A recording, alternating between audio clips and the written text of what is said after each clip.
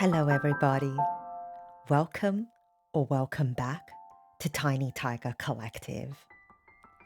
I'm Helena, and this is my corner of YouTube where I talk about my love of planners, journals, fountain pens, and all the other wonderful ways that stationery can bring peace and joy to an otherwise very busy, hectic life.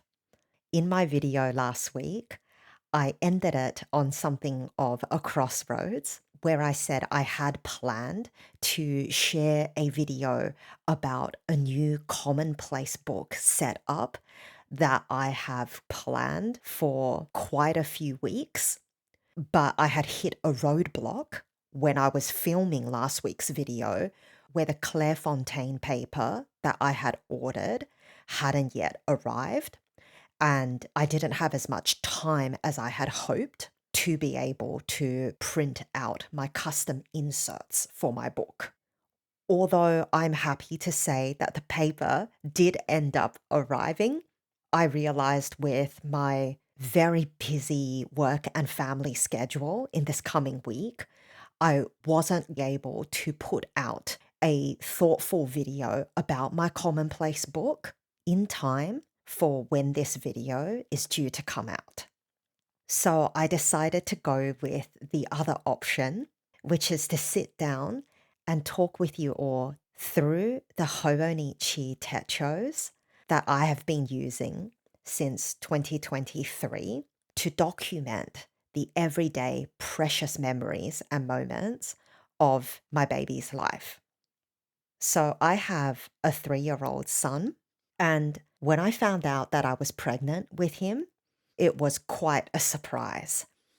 I had already been married for 14 years, and I thought I was going to be child-free for life. So it was quite a shock to us and our families when they heard the news.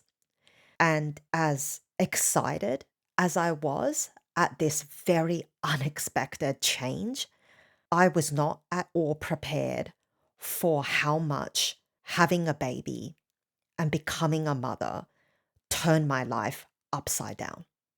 Bit by bit, I was able to reassemble my life and rebuild who I am because of my journaling rituals.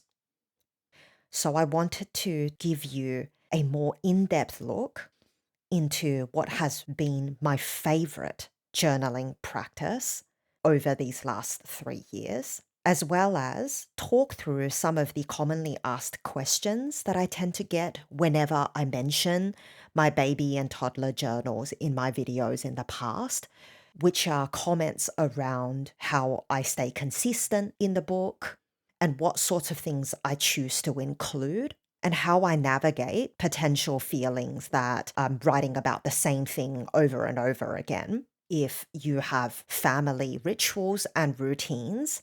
So I admit I never really set out to develop a daily baby and toddler journaling practice. It almost came about quite organically because I was so overwhelmed as a new mum that I unexpectedly ended up reviving a long-standing hobby in stationery in those really tender newborn months when I was often staying up in the middle of the night, rocking, soothing, nursing my baby, and needing to find calming videos that I could watch that would keep me intellectually engaged but emotionally calm enough where after I had put my baby back down to sleep, that I too wouldn't be so overstimulated that I wouldn't be able to get my rest as well. And it was around that time when I discovered YouTube channels of jet pens and Yosaka stationery, and it reignited something in me where my inner child felt so nourished watching the videos of beautiful pens and notebooks. And they quickly became such a beautiful accompaniment to all those very long nights. It was particularly the stories from Daisy, one of the co-owners of Yosaka Stationery, and the way that they feature their son Jacob in their videos.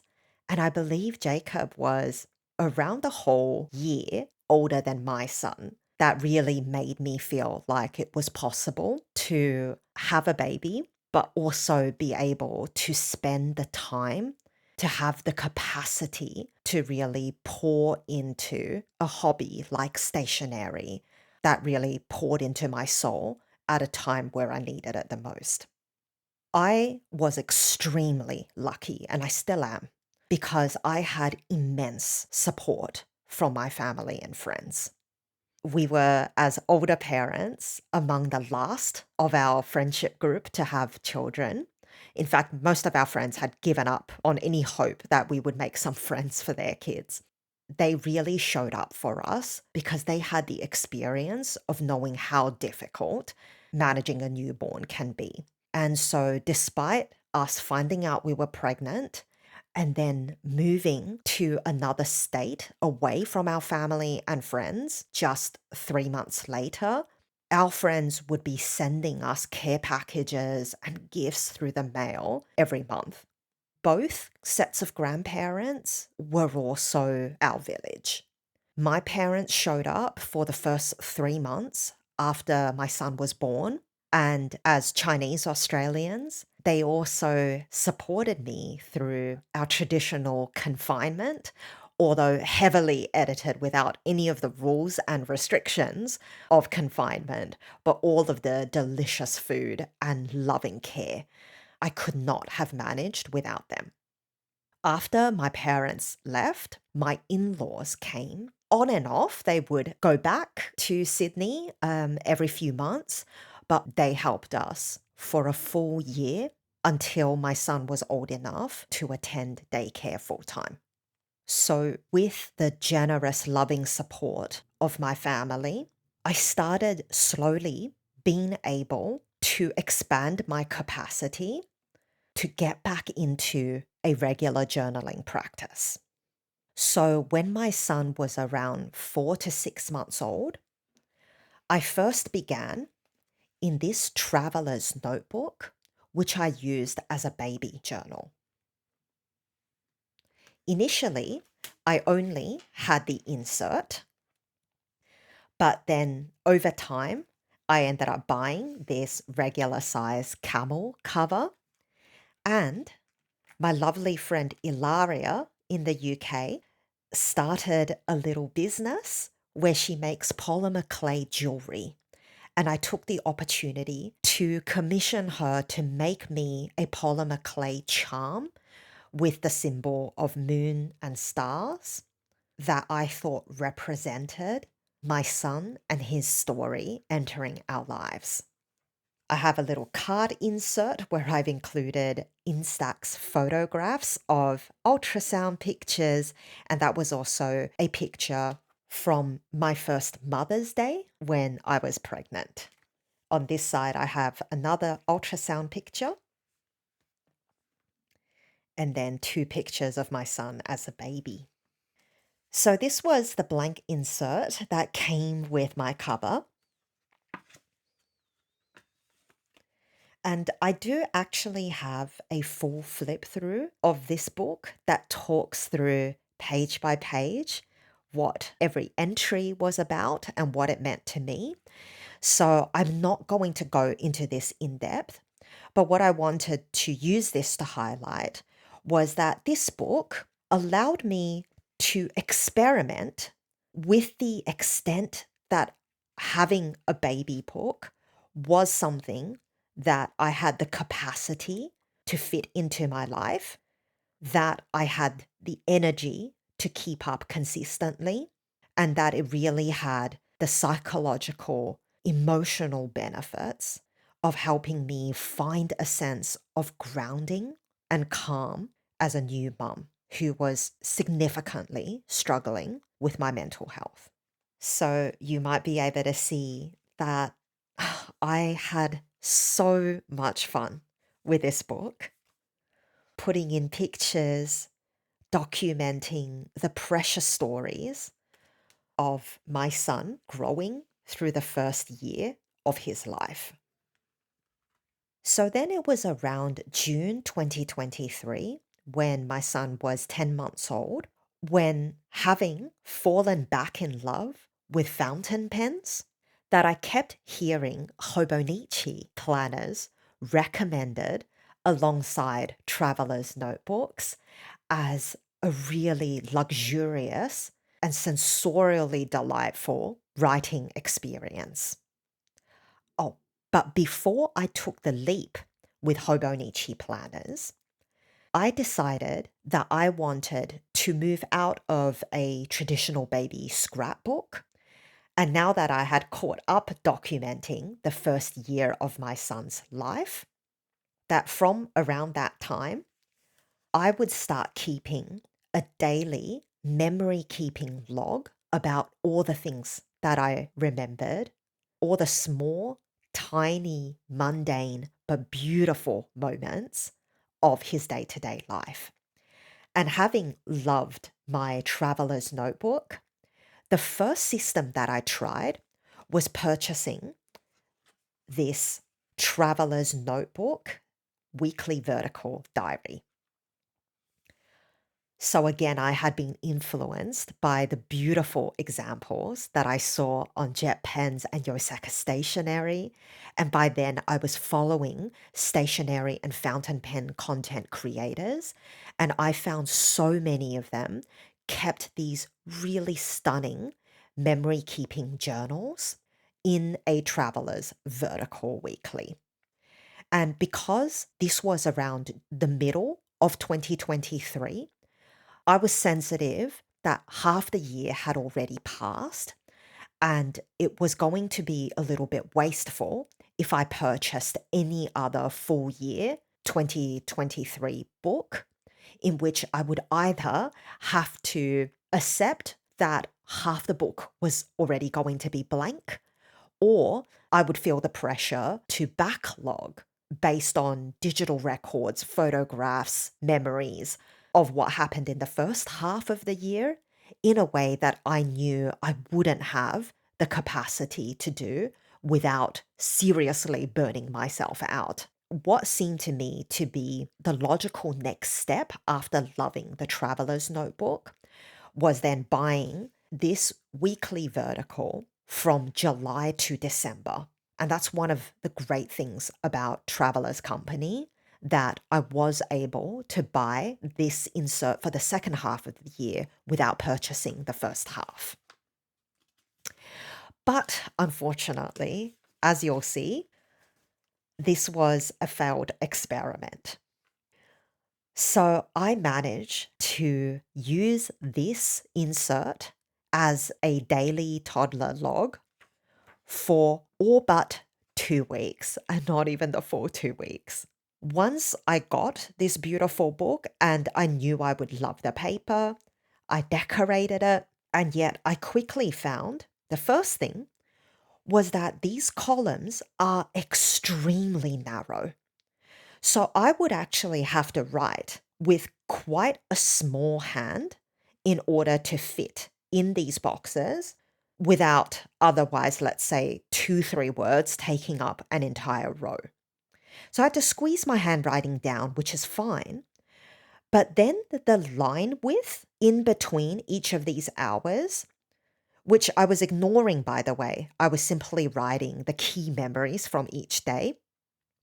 These lines were then too wide for a smaller handwriting. Here I experimented with doing 2 lines per hour block. That seemed too tight. Here I was kind of doing 3/4 of a line. It felt way too spread out. It was such a complete mess. And you see, I also had a lot of trouble with my fountain pen and ink. So at the time, I had rediscovered fountain pens, and through the wonderful reviews on YouTube, I purchased my first gold nib fountain pen, this Pilot E95S with a fine nib in the colorway deep red. This pen helped me fall back in love with fountain pens, and I would still say that it is one of the most pleasurable writing experiences among my collection of pens now. I inked up this fountain pen with diamine oxblood, but I learned the hard way that diamine oxblood, in where I live, a rather hot and humid climate, tends to smear in my books even after many days of drying.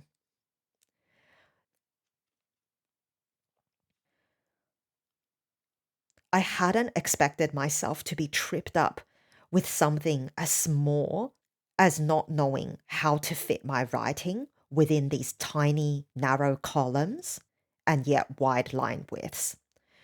But the mess of all of that on the first page was enough to completely knock the wind out of me. And by the first week of July, I gave up in this book.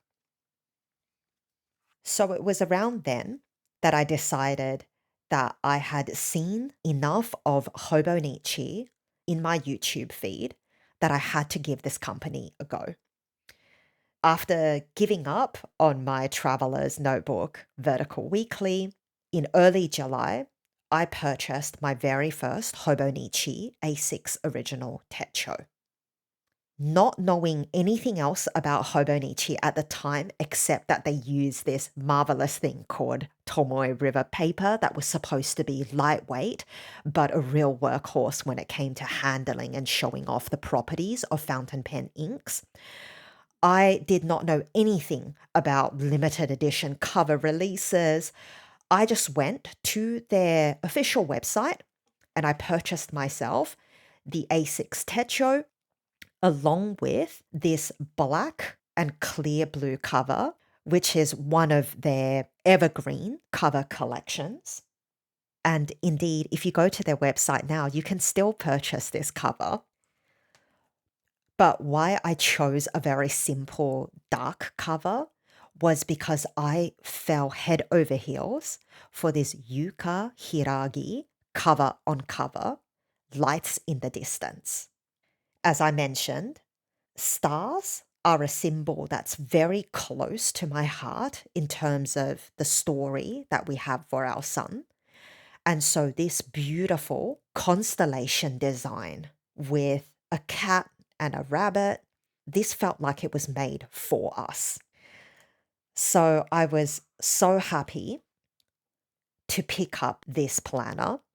And instead of getting the Avec, which I couldn't recall if it was possibly because I couldn't just purchase the second half year on its own from the website, or maybe I was just so excited about having a full year to journal in my first Hobonichi. But I decided to pick up the spring start so that instead of wasting the first 6 months of the year, this book only started in the 1st of April. So I knew that it was going to be a lot more manageable for me to either do a little bit of decorating in the front pages with a little bit of light backlogging, but without feeling like I had half the year's pages go to waste. Around the same time, my partner gifted me with this Instax Mini Evo camera and printer, and it became the perfect accompaniment to my daily journaling practice because I was able to print out all of these photographs to tuck into these sweet little pockets in my cover and to paste all over my book. And it was a chunky one, but the spine held so well, and I had no qualms about filling it with 100 photos, stickers, and tip-ins. I was still relatively new to fountain pens at that time. I knew that oxblood was very smudgy, and so I took the opportunity to ink up my E95S with diamine ancient copper, a very similar ink to oxblood, but a little bit more of an orange rather than a deep red. And as much as I love the color and how wet this ink is, it nevertheless proved to have the same issue as oxblood in that there seems to be some sort of chemical compound in red and orange hued inks that mean for a warm and humid climate like mine, that it will smudge and smear irrespective of how long the ink has been left on the page to dry. Now, while I say now, after 3 years of journaling with fountain pens, I have developed a muscle memory around using blotting paper, using pencil boards as hand rests to protect the page against oils in my hand, it nevertheless was part of my learning curve in this journal that I do have quite a few smeared pages that are something of an eyesore that I worry would make my handwriting more difficult to read when I'm coming back to revisit these entries years down the track. I very liberally decorated these pages because I was just so excited to be in a new journal and a new planner. I would have been working on this book with my son, and he ended up ripping this page when he was a few months old. And so I actually taped it back with a washi sticker. I couldn't think of any uses for these yearly pages, so they're blank. But I did have a little bit of fun with the monthly pages where I would note down some of the milestones or key memories from certain days in the month. And I had these old set of Mindwave cat stickers that I had purchased from a previous trip to Japan many years past. And I loved finding little pictures that matched the memory. So this one was for Valentine's Day. I decided to take my son for a walk in his pram. There was something magic about that particular day where he was in such good spirits, and I took him for a walk solo. And we went to a German bakery in my local area. And while we were there, we saw they had beautiful spiced cookies in the shape of love hearts for Valentine's Day. And he and I purchased a big box for his father. And there was this sweet sticker of a cat laying down with a cookie in its hand. So around May 2023, my son started pulling himself up to standing and cruising, which is when they hold on to furniture or the back of the couch and they're supporting themselves as they practice walking. So I purchased my son a walker, like a wooden cart that he can push and practice walking while feeling like he had a sense of balance. And he loved it, but he was falling over a lot. And so I had this little picture of a cat, which I think is actually supposed to be them bowing. But I thought it was perfect to encapsulate this idea of him falling over as he was taking his first wobbly steps. But it really were the daily pages where my journaling practice flourished in ways that nourished me so much as a new mother.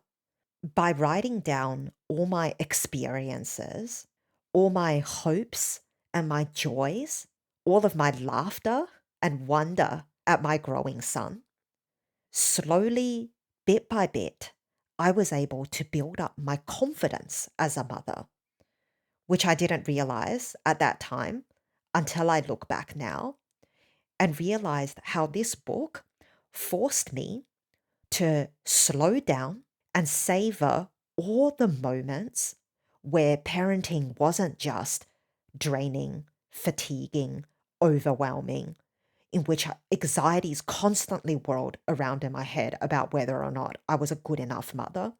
But by writing about what my son was learning, how I was supporting him, my highest hopes for him.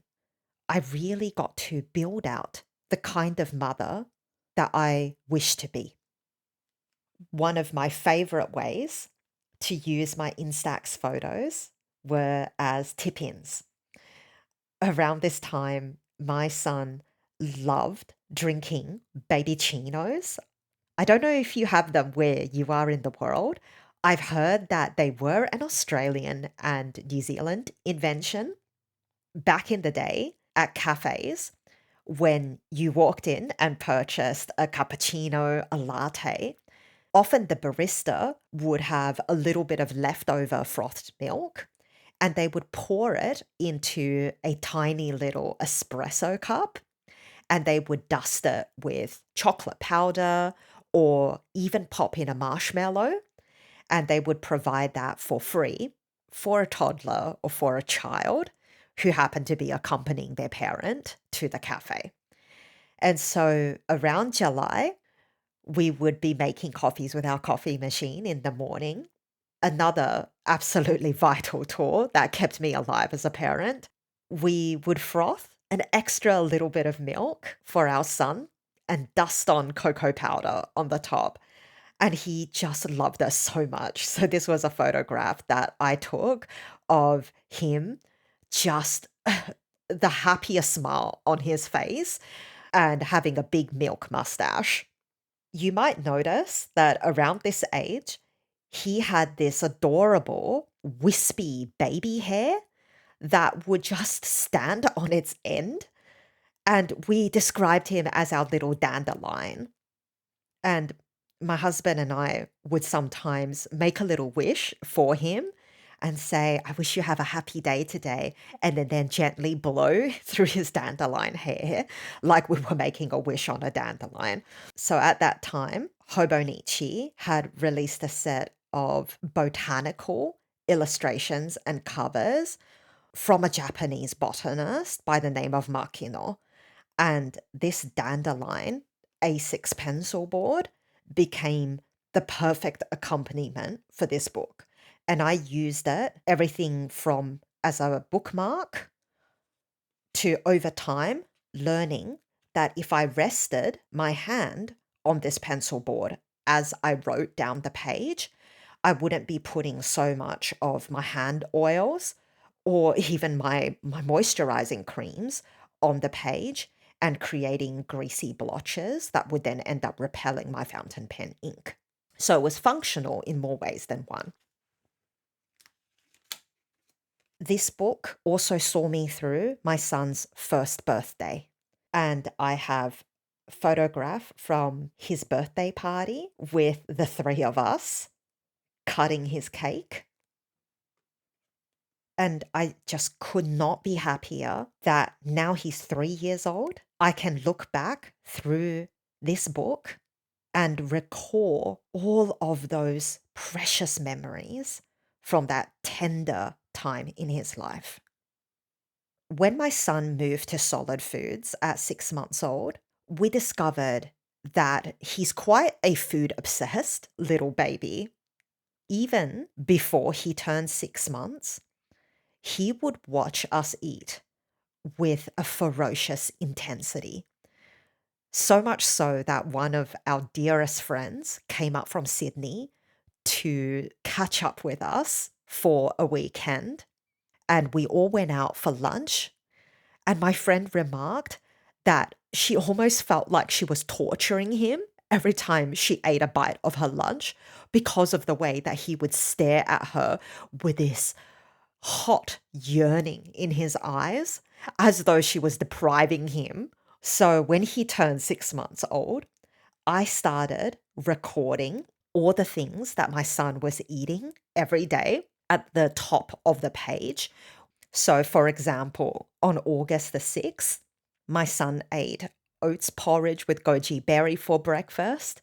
He had watermelon, crackers, camembert, blueberry, strawberry, dairy-free chocolate cake, quinoa, celery, carrot, and chicken. So that was across all his meals in the day.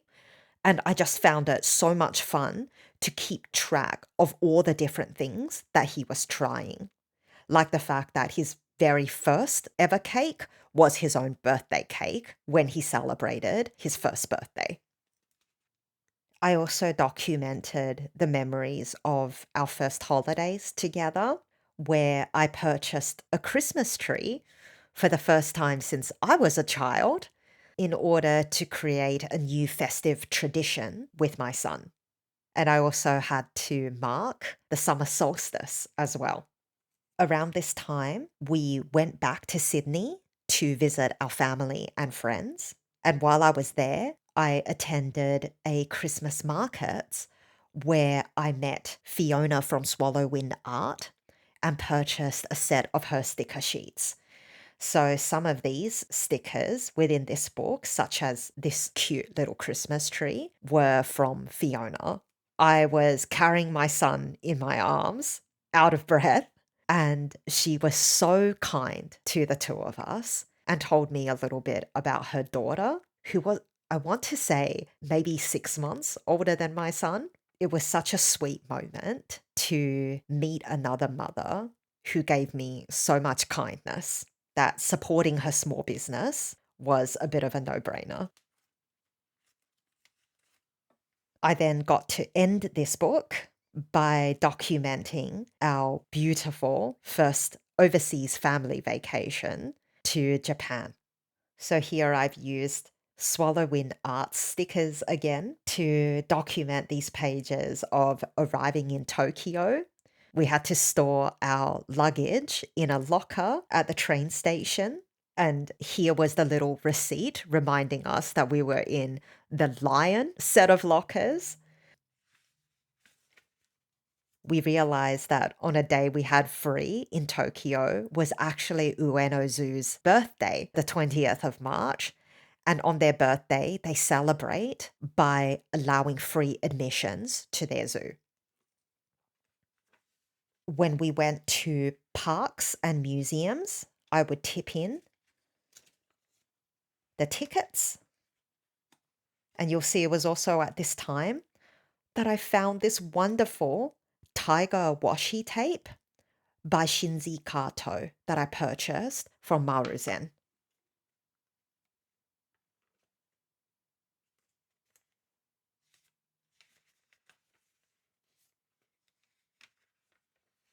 And therein ended my very first year using my Hobonichi A6 as a baby book.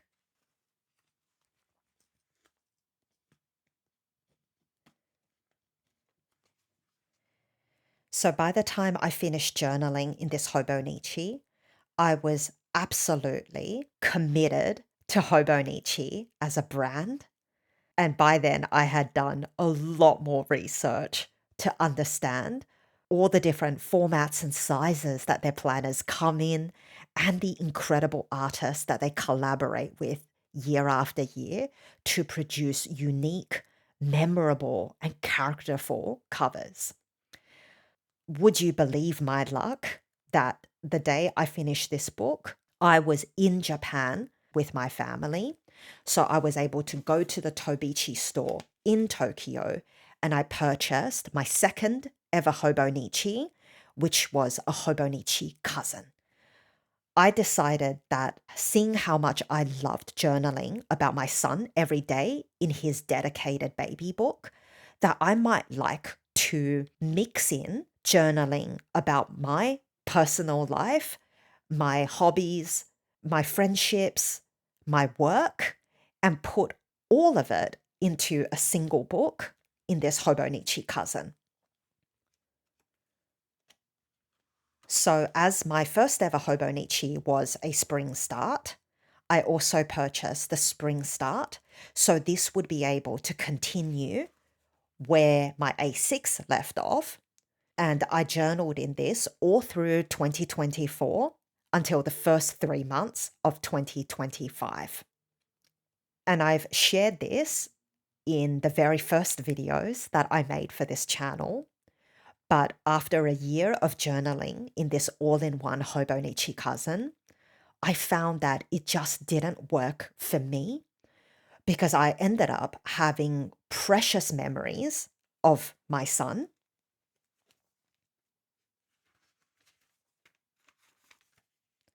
and all the things that we were getting up to, alongside venting about work stress or reminders that I had a dentist appointment the following week.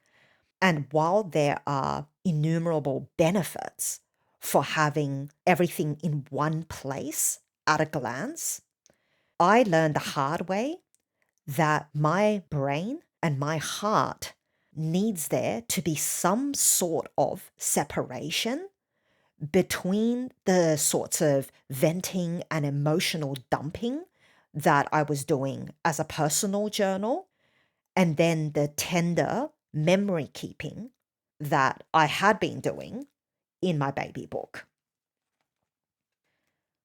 I didn't plan a hop.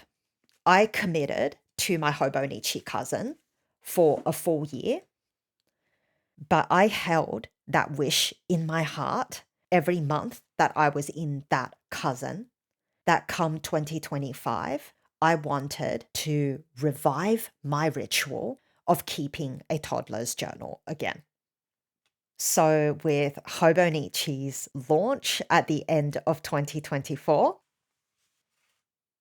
God willing, I survived all of the launch day dramas and I got this Keiko Shibata Mr. and Mrs. Inoue bus management with a plain cover on cover that I've been exclusively journaling with this Sailor Progia Slim in the Meigetsu or Autumn Moon colorway, which I actually think this creamy white matches beautifully with the color in this cover. And I've inked it with J. Eban Hui Donker, which is a dusty coral red ink that for me also complements the bold, beautiful red of this cover. Just like with my first Hobonichi A6, I love the way that these covers offer little hiding places for treasure. I have a little mini letter set in which I've included a sweet note to my son should he ever wish to read this journal in the future. I've kept Keiko Shibata's artist card here at the front. And then over the past 8 months, I've added everything from a little tag that came with a Hello Kitty jumper that I brought my son that seems almost to be the perfect size for this pocket, a washi tape sampler that I received from Alison of Little Coco Studio. That means I can use washi tapes when I'm journaling on the go. And also little bluey toys that I've bought for my son over this past year, where I've cut out the pictures on the packaging and tuck them in here as little characters peeping out. I collect so much ephemera from my son as he attends daycare full time, and he's always bringing back arts and crafts. He made this little flower, and so I keep this little flower tucked in here.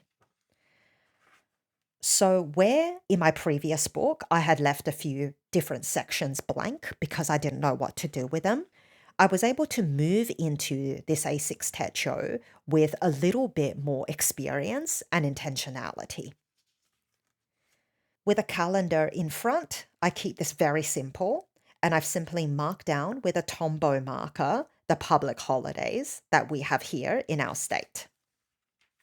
Now, last year, when I was out of a daily toddler book, my son started daycare full time, and he brought back all manner of viral infections, some that I had never even heard of before. I swear he was sick 13 times out of the 12 months of 2024. So when I started this journal in 2025, what I decided to do was to keep the yearly spread as a place for me to track his illnesses. So I explain my system at the front, so I'll remember if I ever wanted to come back a few years down the track. But across the top of each month, these columns represent every time my son got sick, when he had to stay home, if and when he infected me, and if and when he infected his father. I also have an extra column where I draw in a little red cross if we had to take our son to the doctors. So you can see starting from December last year, he was virtually consistently getting sick once a month. February seemed to be particularly bad for us, where he seems to have gotten sick 3 times. One time bad enough for us to keep him home and take him to see a GP. And I think it was actually because he had some very mild sniffles in the middle of the month. And then a few days after that recovered, he developed a post-viral rash. That was really quite vicious. So I had to take him to the doctors, even though, with all things considered, he was actually very happy. Having this tracker helped me see that now that my son's been in daycare for a year and a half, his illnesses have really decreased. Some of these, let's say 2 days in May, they're so mild.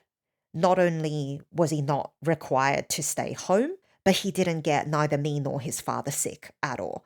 So it was literally 2 days of a sniffly nose and no other symptoms, like no fever, no fussiness. He was eating and sleeping as if he was in full health. He's also got 2 doctor visits that I've marked in June and July that didn't accompany any illnesses because those 2 were influenza vaccination appointments.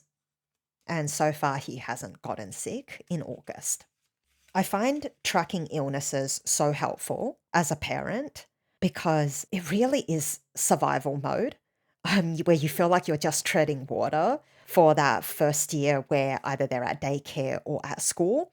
And they really do bring back so many illnesses. And having this tracker helps me look back and take stock of when really was he sick? How often did he get sick? How serious was it? And also be proud of what we survived. Compared to my previous baby journal, I have been using the monthlies more sparingly, where I'll just use a few stickers and I'll note in key public holidays or family events such as travel. This is about as busy as it gets, and this is when we flew to the US for our second ever family vacation. And so I noted a few things of where we were hopping in between cities. So when it comes to the daily journaling, a few things have stayed the same and a few things have been adjusted. So the way that I use the daily spreads is I always use the left-hand column that's right next to the hours of the day. I write the day's schedule. So I write what time my son woke up, what time he had a nap, what time he went to bed, if I remember, if we have a play date, if we go somewhere fun. All of that gets more or less noted next to the correct hour. It's really only the right-hand side where I do the long form journaling. And for me, this is the perfect size where I don't feel overwhelmed by how much I need to write. After my son turned 1, I no longer felt that it was as necessary or insightful for me to track every single day what my son was eating. And so what I've done in this 2025 toddler book is I always write where my son was on that day. Then on the second line, I note down the weather. Sometimes if there was a special public holiday or milestone, like his 3rd birthday, I'll write that down on the 3rd line. So on every single page, I have that consistency where I'm able to see right at the top where we were, what the weather was like, and any other important things I wanted to note about that day. I still love using my instax photos as little tip-ins, or if there's a day where I don't have a lot to say, I'll stick this little photograph straight onto the page itself, such as here. Stickers are such an important part of my journaling practice. I had a little set of Japanese character stickers that I used in my first book. that I use to very loosely designate the key memories of each day. And while I was in Japan, I purchased a beautiful collection of stickers. This is from a wide range of stores. So some of these are from stationery stores like Loft and Maruzen. I've also got stickers from 100 yen shops such as Daiso. These tiger icons are the signature stickers I like to use in this book because my son is born in the year of the tiger and this channel is named after him. So these Mindwave tiger stickers back from 2022 have been the ones that I use to represent him on the pages. And I always keep these in the back here in this Hobonichi A6 folder. For me, it's not just purely ornamental or decorative to put in stickers. I put in stickers in a way when I want to highlight key things that happened so that when I'm very quickly flipping back through this book, I can see at a glance what were the days where something special or something out of the ordinary happened. And these stickers remind me to slow down and revisit those paragraphs. So I find they're functional as well as they help me read and track everything I've written within this book rather than just being confronted by wars and wars of texts. I also tip in little mementos, such as this birthday party invitation that one of his classmates from daycare had slipped into my son's cubbyhole. So, one of the ways that I keep up with journaling consistently in my daily baby and toddler journals is I've developed a habit to log the small events wherever possible in order to help me jog my memory about what I want to write in the long form sections. This book almost never leaves this desk. And so, even if it's 2 minutes before I start work in the morning, I will quickly pull out my pen and jot down on the left hand side whatever I remembered from the previous 24 hours, such as what time my son woke up, what we ate for breakfast, where we went together in the morning. And I might do that once or twice a day or first thing on Monday to catch up on the key events from the previous weekend. On the weekends, I do spend all my time with my son, so I don't tend to journal in this book at all. So it has been an important practice for me to not leave things hanging on Monday for too long. Otherwise, say if I come back on Tuesday and I don't remember what we did on Friday night. So I always try, whenever possible, even if it's 2 minutes, as I said, to quickly jot down one or two events that is going to jog my memory when I sit down for long form journaling later. Every day during the week, I try to block out 30 minutes to an hour before I start my workday to work in this journal. When I have a clear memory of what happened, such as this day when I took my son to see Disney on Ice in Brisbane, filling out the long form part takes me no longer than 15 minutes. I can actually get quite a lot done in a journaling session as long as I'm supported by really clear notes and logs about what happened that day. So I'm not spinning my wheels trying to remember now, did I do that on Friday or did I do that on Thursday? Where then I've got a bit more extra time at the end of 2, 3 weeks. That's when I'll go back and I'll put in little stickers or I'll print out photographs as tip-ins to really mark the days where a lot of special things happened that I don't want to forget. Earlier this year, when I was flipping through this book, one of my viewers noted that I leave these first pages of month by month blank. And they actually recommended to capture the monthly highlights or summaries of my son's development. And I thought that was an absolutely genius idea. So I went back, I did that for the first 3 months or so of the year, and I've been keeping up with it since.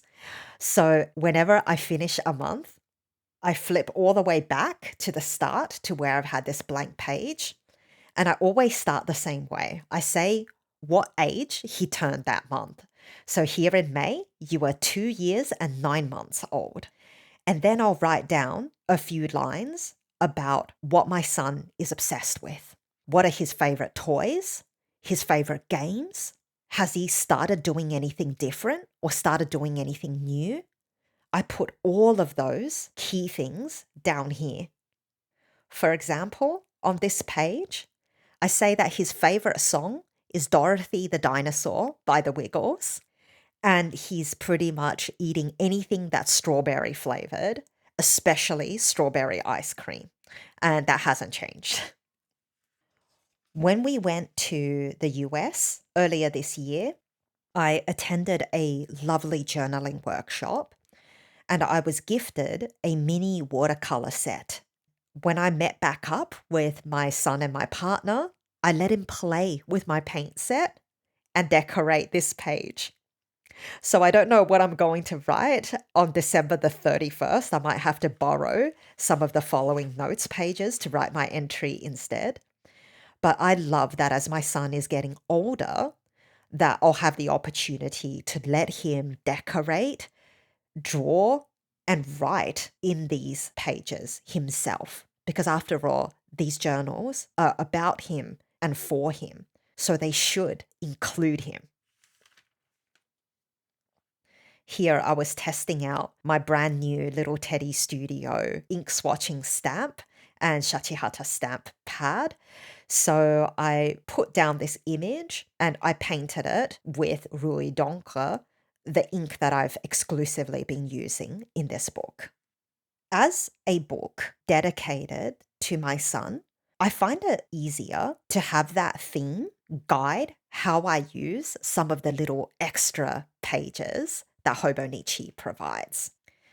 So in the back, Hobonichi has a spread where you can write down your timetable or your weekly schedule. I don't use that spread, and indeed, all these back pages are blank in my first ever Hobonichi A6 Techo. But one thing that I started doing is quite fun that I'm going to keep up with. I've used this spread that I know I wouldn't be writing in as a place to stick in all of the luggage stickers that we've been getting every time we fly. I did only have this idea a few months into the year, so there have been a couple of trips where I've forgotten to get a sticker. But now, whenever we fly, when we check in a bag, I always try when you're selecting the passengers on the console, I will assign one of the bags to my son so that it prints out a luggage sticker in his name. And then it has the record of the airline, the flight number, the time sometimes. So I love that I have a little collection of all our travel memories on this page with space to continue for the rest of the year. Here in this section, where you can write down your favorites, I've written down my son's favorite songs and the fact that earlier this month we showed him his first ever movie at home, which was My Neighbor Totoro. So here's a space where I get to record all of those things, books he loves, songs he loves, maybe his favorite foods or his favorite restaurants. And that way, year after year, I'll see how his tastes change as he grows. I haven't yet thought of an idea for how to use this My 100 page. So if you have any suggestions, please don't hesitate to share them in the comment section below. So as I said, I don't journal in this every day. And because of that, there will be blank pages, pages that I miss, pages that I skip. And then when I go back, I'll find that, oh, I don't actually have any photographs from that day, or I haven't made logs as diligently as I could have. And I really have no recollection of what happened on those days. what I find is that even if I don't have the most perfectly accurate memory of exactly what happened, I mean, there is no need for this to be a witness statement for what happened. It's okay if I get the wrong day, if I don't perfectly recall the right day or time that something happened. So sometimes when I have missed a particular day from the previous month and I go back and I can't find any digital records of what happened on that day, what I might do is maybe jog my memory by reading the days before and the days after. So I build in my head a loose memory of what was happening around that time. And I would write more general stories about his development or my feelings as a mother about him. So it might be that I do recall him showing more interest in riding his scooter around that time of the month, which was true, but it's not locked to a particular memory. So I can't necessarily say, oh, on this afternoon, I took you to the park to ride your scooter for an hour before dinner. So it may not have had a concrete memory that I've tied to any other day, but maybe it's just something that I've noticed that week that he's had a general interest in his scooters. And I recall a conversation where maybe he tried to put his helmet on right before bed and begged us to take him to the park in the middle of the night to go play on his scooter. So that might be something that at the time I'm not writing down in a particular entry. But if I have a blank page, I don't mind that it may not have happened specifically on that day, but I'll write, these days, you've been doing this, you've been saying that. For example, one conversation I had with you around this time was, and then I'll detail it there. Other times, it really is going through my phone. And even if there are no photographs from this particular day, I might find photographs again from around that week of something special or cute that happened. And I'll print that instax picture out and I'll paste it in here. So I try not to give myself too much pressure because at the end of the day, for me, it's not so much about creating accurate museum worthy records of what my son did, but for me, it's about day by day, entry by entry, building up a stronger, more confident sense of who I am as a mother, where I get to pour all of my love and tenderness and devotion into these pages. So that even if my son grows up and has no interest in these journals or looking back on these memories, for me, these are worth it for learning what kind of mother I wish to be and cultivating those values and those practices through the reflexive and reflective practice of journaling. Some of you might know that in my day job, I am a business professor and I research the sociology of work. Writing field notes and journaling around my experiences of scholarship are no different to the work that I do here to support my parenting. So, by journaling my practices, my feelings, my thoughts around data collection and data analysis, I'm able to produce more deliberate scholarly practices.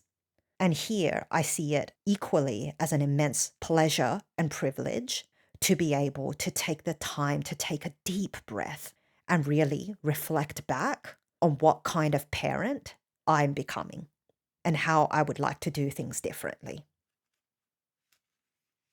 On one of these earlier pages, I put this sticker here to remind me of this particular interaction that morning at breakfast where I was thinking about all the things that I needed to do at work. And my son went into a conversation where he kept asking me, why? Why? Why? And I got exasperate with the 18th time he asked why. And I went, ah. And I saw this crestfallen look on his face, and I immediately was filled with remorse over how I behaved. And I gave him a big hug and I said, I really appreciate your curiosity, even when I express impatience. And it's not your fault, and I will do better. And that evening, when he returned home from daycare, his father was cooking in the kitchen. I put my phone away, I put work out of my mind, and I just gave him my undivided attention, playing with him, reading to him, cuddling him. And this entry was an example where, because I had journaling, I was able to really slow down and process my behavior, my actions, and choose differently as a mother in a way that better aligned with my values without spiraling into shame. So I cannot credit these books more for the compassion and tenderness and joy that they've brought into my life and into my ongoing practices of mothering. I hope this in-depth look into my baby and toddler journals give you some modicum of inspiration or insight into how you can keep your daily planners and journals, whether you have children or not, whether you're expecting children or not. I've said it in my videos before, but it bears repeating, that just because I keep these baby and toddler journals does not make me a better mother than someone who does not. Journaling was my way back to hope and healing after a very difficult postpartum period. But I couldn't have done this without the immense support and generosity of my community, my family, and my friends. I confess it really tugs at my heartstrings when I watch videos like one Alejandra recently shared on her YouTube channel of all the journals that her mother kept for her when she was a baby through to her teenage years. And I do hope that I can keep up with this practice, which is why I have every intention of ordering another Hobonichi A6 Techo for 2026 to continue my treasured practice of daily toddler journaling. But there is absolutely no need to keep these journals in order to work on being the mother, the parent, the friend, and the neighbor that you aspire to be. I watched a video by Linda of Tortogella that left me with these wise words that have resonated with me, and I think back on again and again these past few weeks, in which she said, at the end of the day, stationery is a hobby. You can do anything and you can do nothing.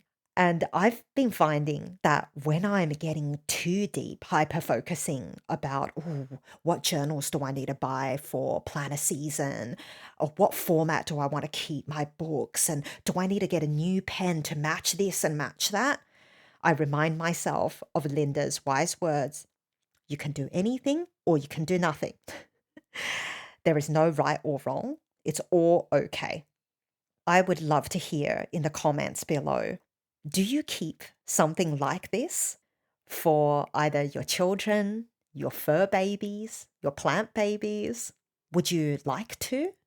Did your parents keep something like that for you? And if they did, or if they had, what would that have meant to you? I'd love to know any and all of your thoughts and insights. Thank you so much for being here, for your incredible support and encouragement on my recent videos about Hobonichi 2026. I hope you all have a wonderful week, and I look forward to many more conversations in the coming month about what I'm doing, what I'm preparing, and how I'm trying to find intentionality and peace through what can be a very overwhelming planner season. I look forward to seeing you then. Have a lovely week. Take care, and bye-bye.